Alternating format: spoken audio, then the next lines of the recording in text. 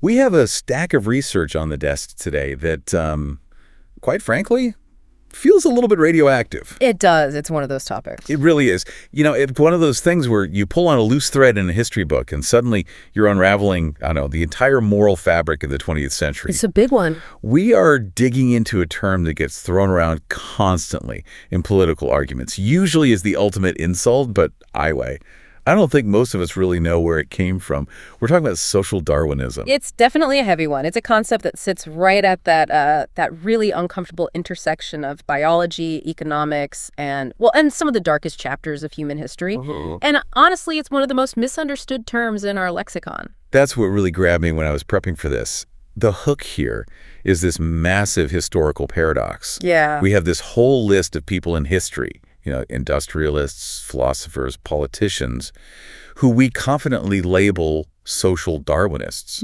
We think of them as card-carrying members of a club. Right, like they had a secret handshake or something. Exactly. But if you actually look at the source material, the vast majority of the people we accuse of being social Darwinists never once used that term to describe themselves. That is exactly right. It's one of those great linguistic ironies. If you could hop in a time machine, travel back to, say, 1890, walk up to some wealthy tycoon or a sociologist and ask, "So tell me about your social Darwinism," they'd look at you with a completely blank stare. They'd have no idea what you're talking about. None at all. The term itself didn't really come into common usage until the 1940s. It was popularized by the historian Richard Hofstadter. So it was a label applied retroactively. So it's basically a giant caution tape wrapped around a specific era of thought. By critics, yes. By critics who wanted to warn us about where those ideas ultimately led. So it's essentially a crime scene photo taken 50 years after the crime was committed. That is a perfect analogy. We are looking back at the wreckage and giving it a name after the fact.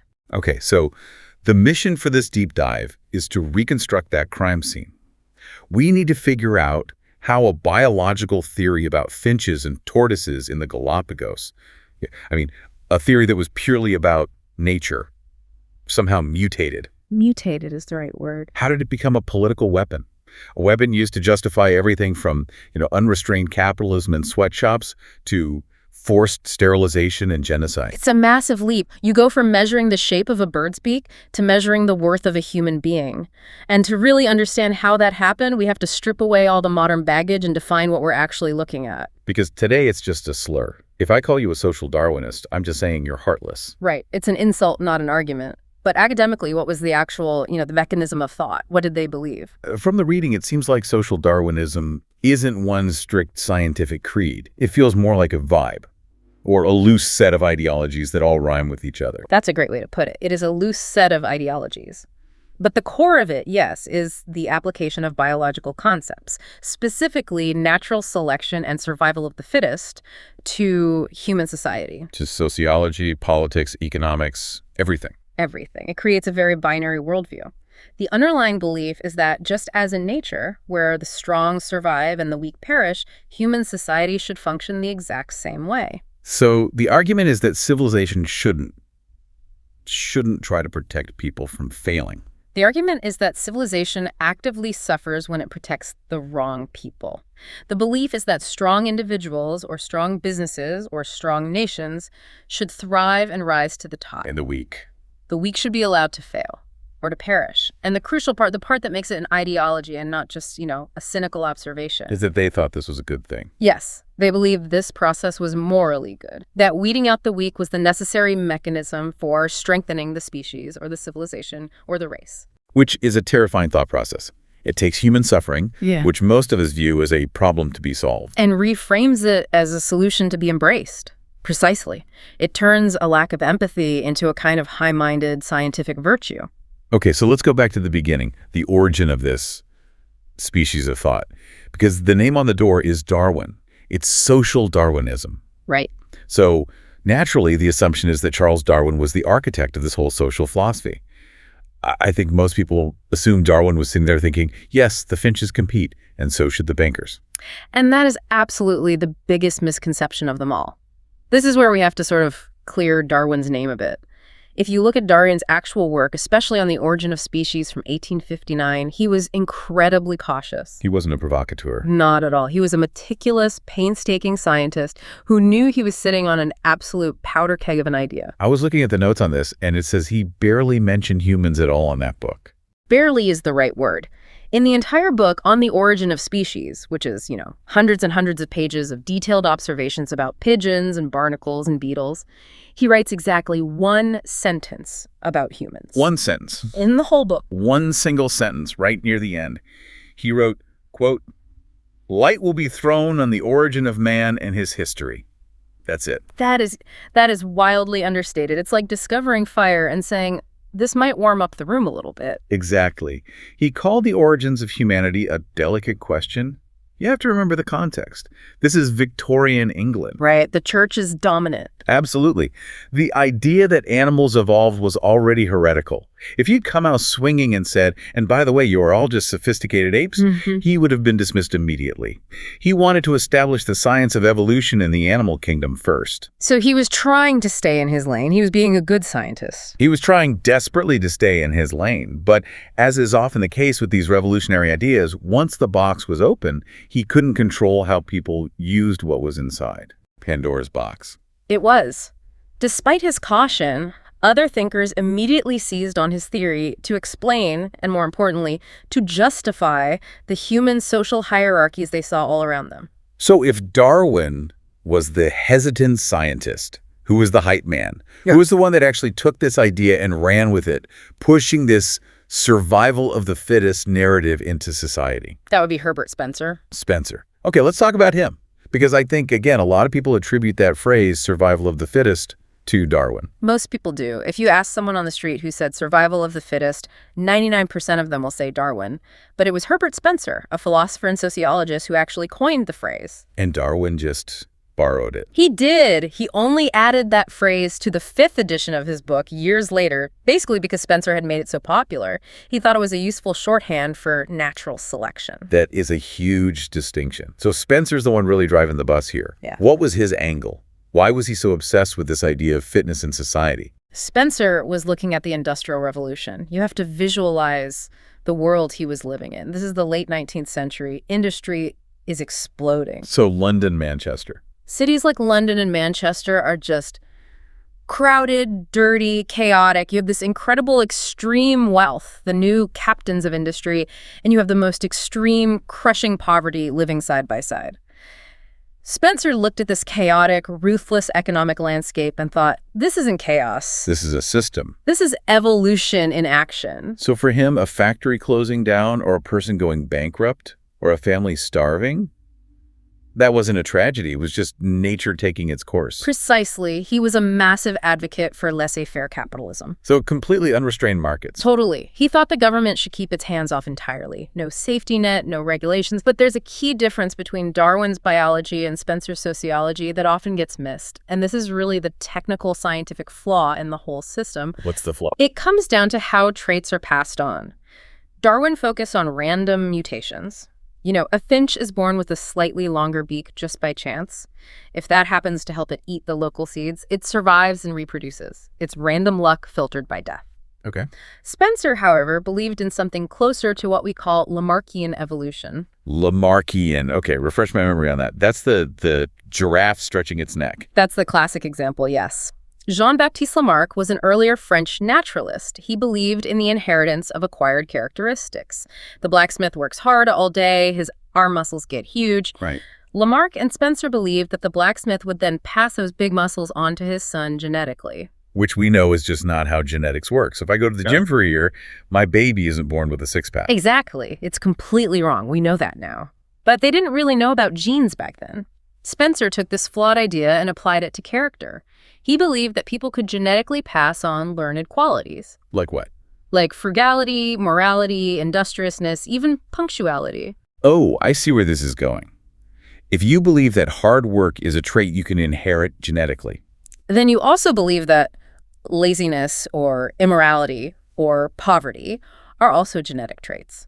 Spencer believed that the poor were poor not because of bad luck or terrible wages, but because they were biologically defective. That they carried unfitness in their blood. Yes, that it was a heritable condition. Wow. That is such a dangerous leap. Because if you believe that being poor is a result of being genetically lazy, then trying to help the poor is actually harmful to the species. That was Spencer's central argument. He argued vehemently against public education, against poor laws, against factory safety regulations. He believed that if the state stepped in to help the unfit survive, You're polluting the gene pool. you're polluting the gene pool. You're keeping the weak alive when nature intended for them to fail, so that the strong could lead society forward and upward. It creates this moral framework where the suffering of the disadvantaged is actually justified as being necessary for progress. It is. It's not just, I don't want to pay taxes to help them. It's, I'm actually saving the human race by letting you starve. Exactly. It turns cruelty into a high-minded scientific duty. And this wasn't some fringe idea, you have to remember. This was mainstream intellectual thought in the Victorian era. Spencer was an absolute superstar. He was one of the best-selling thinkers of his time in England and America. Speaking of best-selling ideas, let's cross the Atlantic. Because while Spencer was the British godfather of this thinking, it really seems to have found a very comfortable home in the United States, didn't it?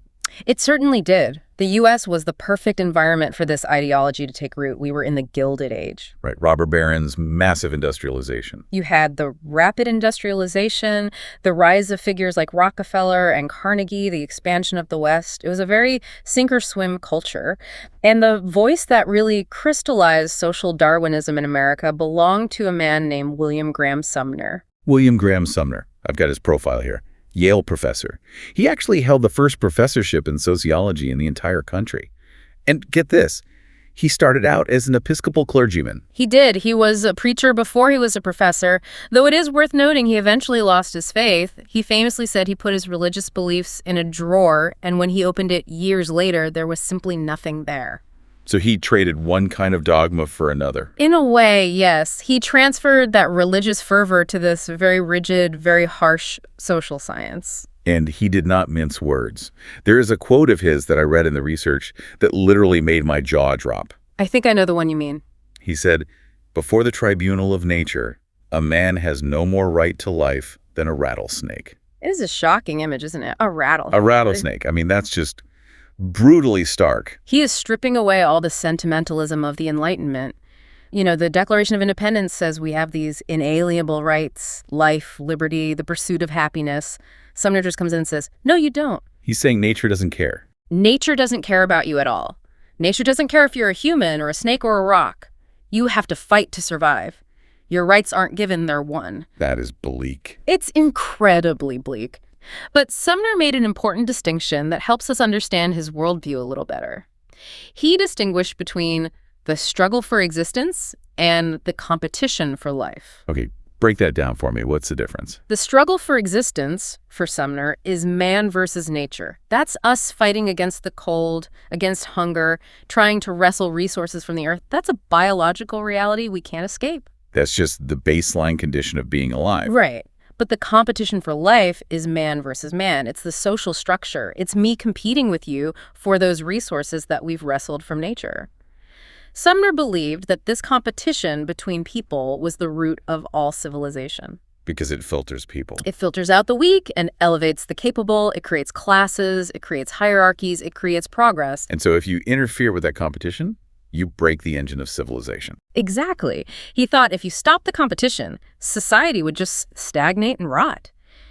And this leads directly to his most famous concept, which is so often completely misunderstood today, the forgotten man.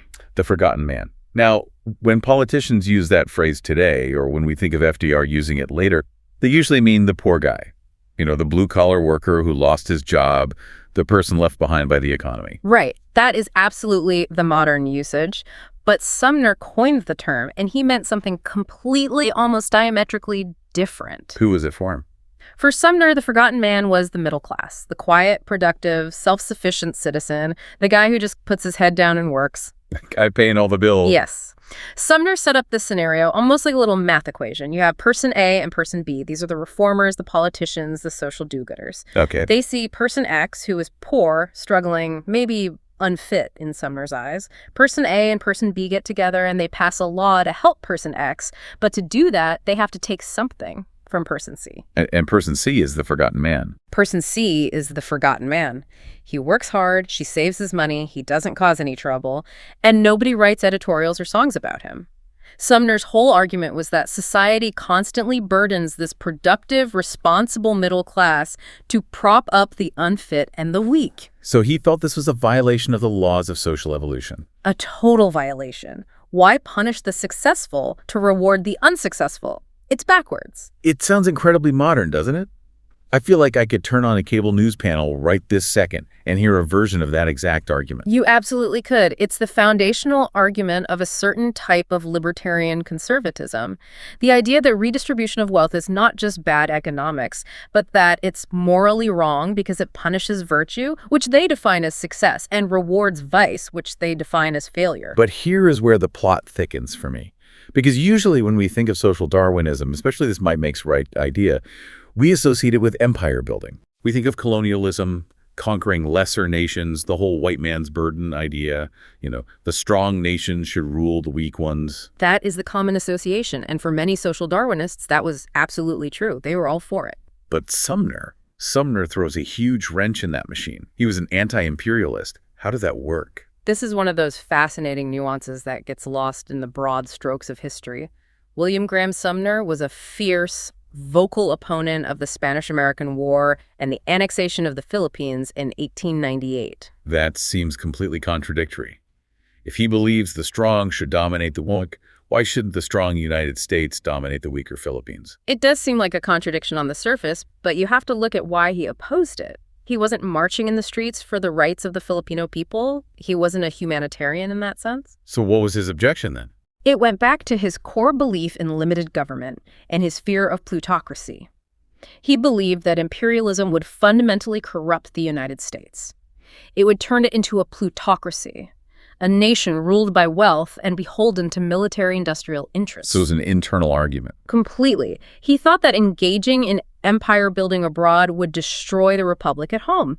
It would require a massive state apparatus, big armies, big navies, big taxes, all the things he absolutely hated. So he wasn't anti-imperialist because he was worried about the welfare of the people being conquered. No. He was anti-imperialist because he was worried about the purity of the American system and the burden it would place on his forgotten man. Precisely. He was an isolationist at heart. In fact, he actually coined the term ethnocentrism, the idea of judging another culture solely by the values and standards of one's own culture. He identified ethnocentrism as the root cause of imperialism, and he opposed it. But again, not necessarily out of benevolence, but out of a desire to protect the American taxpayer from footing the bill for foreign wars. That is such a crucial distinction.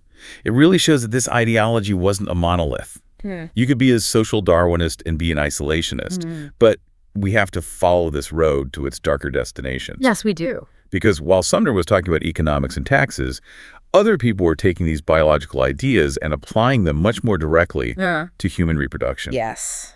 This is where we move from the economic arena to the biological arena. And this is where the story gets truly grim. We have to talk about eugenics. And the central figure here takes us right back to the Darwin family reunion. Francis Galton. Darwin's half-cousin. So Galton looked at his cousin Charles's theory and thought, well, if natural selection improves the stock of pigeons and cattle, surely we can use artificial selection to improve the stock of humans. That was his exact logic. He coined the term eugenics in 1883. It comes from the Greek for good birth or well-born. The goal, at least on paper, was noble-sounding, to better humankind. But the method? The method was to encourage the best people to breed more, which to Galton meant the British white elite, the intellectuals, the successful, and crucially, to discourage or prevent the undesirables from breeding at all. And the research is clear. This wasn't just some British fad. This idea exploded in the United States. It did. It found an incredibly receptive audience here. In the early 20th century, eugenics wasn't considered some fringe, hate-filled ideology. It was considered progressive, cutting-edge science. Really progressive? Yes. It was supported by university presidents, by the Rockefeller Foundation, by figures like Alexander Graham Bell and Margaret Sanger. It was seen as a way to rationally manage society's problems. I think we need to visualize how normalized this became.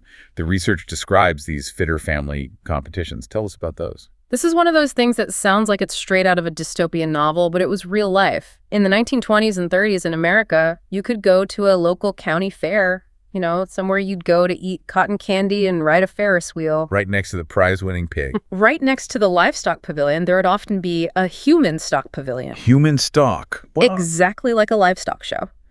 Alongside the prize pigs and the biggest pumpkins, there were better baby contests. Doctors and judges would examine entire families. They would check their medical history, their intelligence scores, their physical traits. They would measure their heads with calipers. And they'd give out medals. They would award blue ribbons and medals to the fittest white families.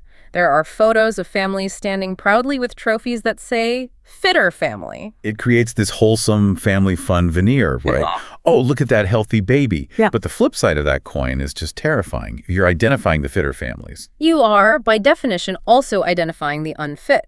And that is where state power comes in. It didn't stop at blue ribbons at the fair. It went all the way to legislation. This is the forced sterilization part. Yes. Yeah. The United States saw 32 states pass laws that allowed for the forced sterilization of its own citizens. How many people are we talking about? The final tally is over 64,000 Americans. 64,000 people forcibly sterilized by their own government. And we have to look at who those people were. The targets were almost always the most vulnerable. So immigrants. Immigrants, people of color, unmarried mothers, the disabled, and anyone labeled feeble-minded. And feeble-minded was a pretty broad category, wasn't it? It was a huge catch-all term that could mean anything from having a genuinely low IQ to just being socially nonconformist or sexually active outside of marriage or simply being poor and uneducated. So it was a way to scientifically scrub away the people that society didn't want to deal with. It was state-sanctioned biopolitics. And this is the darkest timeline of social Darwinism, because this American eugenics movement didn't just stay in America. It was being watched very, very closely by someone in Germany. Adolf Hitler. Yes. When Hitler was in prison after the Beer Hall Putsch, the failed coup attempt in 1923, he read extensively about eugenics and social Darwinism. He was searching for a scientific justification for his pre-existing racial hatred. And I read in the source material that he specifically looked at California's sterilization laws. He did. He praised them. He actually drew direct inspiration from California's robust sterilization program. He told his inner circle that the United States was making progress in maintaining the purity of the race through these methods. So when the Nazis came to power, they didn't have to invent their racial policies from scratch. They looked at what the Americans were doing and said, we can take this much, much further. That is a chilling connection. To think that American laws provided the blueprint, or at least the proof of concept, for Nazi racial hygiene policies. It's a part of our history we often try to forget, but the link is undeniable. The Nazis took survival of the fittest to its absolute most extreme and horrific conclusion. They saw all of history as a racial struggle. A total racial struggle. The Aryan race was, in their view, the creator of all culture. And to survive, it had to remain pure. This meant not just sterilization, but the extermination of anyone deemed biologically inferior. Jews, Roma, Poles. Jews, Roma, Poles, people with disabilities, LGBTQ individuals, anyone who didn't fit the Aryan ideal. It was genocide, justified by a twisted, perverted interpretation of biological science. And obviously, after World War II, when the world saw the Holocaust, when the images from the camps came out, the ideology just collapsed, or at least the public legitimacy of it completely collapsed. You could not call yourself a eugenicist anymore. The term social Darwinism became the permanent pejorative label that we know today. The association with the Nazis it poisoned the well forever. Completely. It killed it as an accepted science. But, and this is the big but of this entire deep dive, ideas don't just vanish. They don't just disappear. They change shape. They go underground. Or they get rebranded. Exactly. The explicit, let's measure your skull with calipers, science went away, thankfully. Yeah. But the underlying psychological worldview, that survived. And this brings us right up to the present day. Yeah. Because we have this fascinating study from 2021 published in PLOS One that tried to figure out who actually believes this stuff today. Who are the modern social Darwinists? This is a really crucial piece of research by Radkiewicz and Skarsinska. They wanted to build a psychological profile. They weren't looking for people carrying Nazi flags necessarily, but people who hold that core worldview. The worldview that the world is a competitive jungle. That's the term they use, yes. The competitive jungle. I feel like you hear that in business seminars all the time. It's a jungle out there. Yeah, it's a cliche. It's a cliche. But for the people who score high on the social Darwinism scale in the study, it's not just a metaphor. It is their fundamental reality. They believe resources are limited, people are inherently selfish, and the only way to survive is to be ruthless. And the study linked this belief system to what psychologists call the dark triad. That's right, the dark triad. That sounds like a supervillain team from a comic book. It practically is. The dark triad consists of 3 pretty nasty personality traits. First, you have narcissism. So grandiosity, a need for dominance. An admiration for power, yes. Yep. Second, you have Machiavellianism. Which is cynical manipulation. Yeah. Using people. Exactly, using people as means to an end. And third, you have psychopathy, which in this context means hostility, a lack of empathy, and exploitative attitudes. So if you believe in social Darwinism today, you are much more likely to have these traits. The correlation is very strong. These individuals admire power, their desire to dominate. They view social life not as a cooperative endeavor, but as a strict zero-sum game. If I win, you have to lose. There's no other way. Okay, so you picture this person, this narcissistic Machiavellian alpha, and you expect them to be incredibly confident, right? Right. You expect them to be strutting around thinking, I am the fittest, I am the survivor, I am on top of the food chain. That is the logical expectation. We expect them to have sky-high self-esteem. But here is the real aha moment from the study. The data shows a massive, fascinating contradiction. What do they find? They found that while these individuals worship strength and power in the abstract, they themselves often possess low self-esteem and low self-sufficiency. Like what? And on top of that, they tend to have fearful attachment styles in their close personal relationships. So the people shouting the loudest about survival of the fittest are actually the most insecure. It appears so. It's what the researchers call a mental split. It's this bizarre disconnect. Their belief in a cruel, hierarchical world might actually be a defense mechanism for their own internal fragility. How does that work? How does believing the world is an evil place help you feel better about yourself? Well, think about it. If you're terrified that you're not good enough or that you can't rely on other people, it's psychologically safer to believe that the world is just a cruel place where everyone is out to get you. It justifies your own hostility and fear. It's not that I'm a jerk, it's that the world is a jungle and I'm just doing what I have to do to survive. You've got it. It rationalizes their behavior as necessary for survival, not as a character flaw. That is actually kind of tragic in a way. Yeah. It reframes that whole tough guy persona. It's just armor. It's armor. It's a way to protect a very fragile ego. And it has political implications, too. The study suggests these individuals are strong supporters of what they call adversarial democracy. What is adversarial democracy? It means they don't view democracy as a system where we cooperate and compromise to solve shared problems. They view it as a war. As a total war. They want a democracy where their side wins and completely destroys the other side. They want to deprive their opponents of power and legitimacy because in a jungle, you don't compromise with the tiger, you kill it or you run from it. Which, again, feels eerily relevant to the current political climate. The polarization, the us versus them rhetoric, the idea that the other side isn't just wrong, but illegitimate. It certainly does. It shows that these 19th century ideas about struggle and competition are still rattling around in our collective psyche, influencing how we vote and how we treat each other every day. Now, before we wrap up, we should clarify one thing. We've focused a lot on the right-wing, laissez-faire, even fascist applications of this kind of thought. But in the spirit of being thorough, was this exclusively a right-wing phenomenon? Surprisingly, no. And this is where history just loves to get messy and complicated.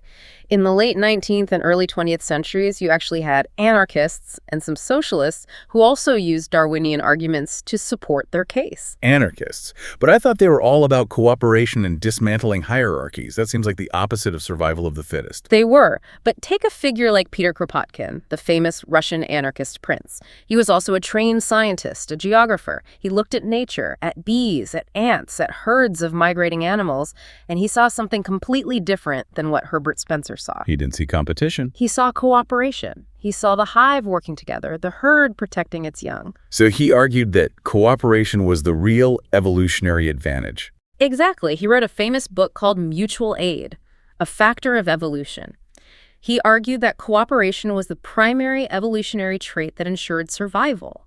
He said the species that survive and thrive aren't the ones who fight each other the best, they are the ones who collaborate the best. So he used evolutionary theory to argue against the struggle of all against all. Precisely. It just shows that Darwinism was a flexible tool. It was a mirror. People looked into it and saw their own political beliefs reflected back at them. So they were all reading the same book, but highlighting completely different paragraphs. That's a perfect way to put it. And we still see echoes of this today in modern fields like sociobiology and evolutionary psychology. How so? Well, these fields try to explain our social behaviors, things like altruism or aggression or mating strategies, through an evolutionary lens. They ask, why did humans evolve to be jealous? Or what is the evolutionary benefit of sharing food? Which sounds scientific enough. And they are legitimate scientific fields, but they often face criticism that they are the modern intellectual descendants of these older ways of thinking. Because it can get perilously close to justifying bad behavior. Exactly. Critics worry they might be used to justify the status quo, saying things like, oh, men are just biologically wired to be aggressive, or inequality is just natural because of competition. It brings us right back to that fundamental danger of saying, this is how nature is, so this is how human society must be. Which brings us to the fundamental philosophical error at the heart of all of this. I think the philosophers call it the is-ought problem. The is-ought problem, or the naturalistic fallacy, yes. Explain that for the listener one last time. It's the simple but profound idea that you cannot derive an ought from an is. Just because something is a certain way in nature doesn't mean it ought to be that way in human society. Right. Nature has rape. Nature has infanticide. Nature has starvation. Nature has parasites that eat your eyes from the inside out. We don't look at a parasite and say, well, it's natural, so we should just let it happen. No. We invented medicine precisely to fight it. We invented air conditioning because nature is too hot and too cold. We invented laws because we didn't want the physically strongest person to just be able to take things from the weakest. Civilization is, in many ways, a rebellion against the cruelty of natural selection. So to wrap this all up, we've gone from Darwin's incredible scientific caution to Spencer's economic ruthlessness to Sumner's forgotten man to the absolute horrors of eugenics, and finally to the insecure psychology of the modern social Darwinist. What does this all mean for us today? I think the most important takeaway is just to be vigilant. Be vigilant about how we use nature to justify our politics. When you hear someone say, it's just human nature, or hey, only the strong survive, ask yourself, what are they trying to justify? Usually they are trying to justify some form of suffering. And I want to leave the listener with this one final thought. The study we mentioned talked about that competitive jungle mindset. If you believe the world is a jungle, you act like an animal. You compete, you attack, you hoard resources. And by doing so, you make the world more of a jungle for everyone else around you. Exactly. It's a self-fulfilling prophecy. If we believe in social Darwinism, we create a social Darwinist world. But if we believe that humans have the unique capacity to care for the unfit, to protect the weak, to collaborate, then maybe we can evolve into something better than just clever apes fighting over a banana. I couldn't have said it better myself. The choice, ultimately, is ours.